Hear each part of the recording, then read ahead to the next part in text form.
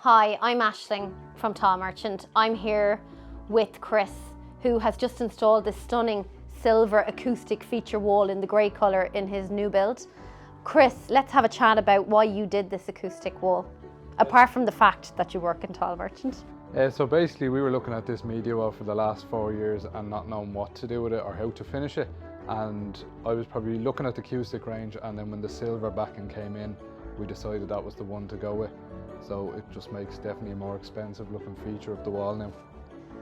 The silver colour is beautiful, but did you have acoustic problems in this house with sound reverberation? And we did as well, so we kind of killed two birds with one stone. So we have a small baby, so at night you're very conscious of how high to have the TV, and we've definitely noticed a difference with the sound travelling since we installed this. So yeah, okay, so basically the sound is not travelling up to the bedroom. No, yeah, definitely okay. not as much. And did you find it easy to install, I suppose?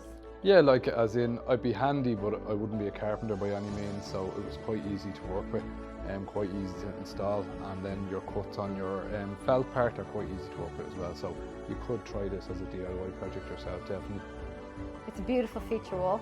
Thank you for letting us into your home. No problem.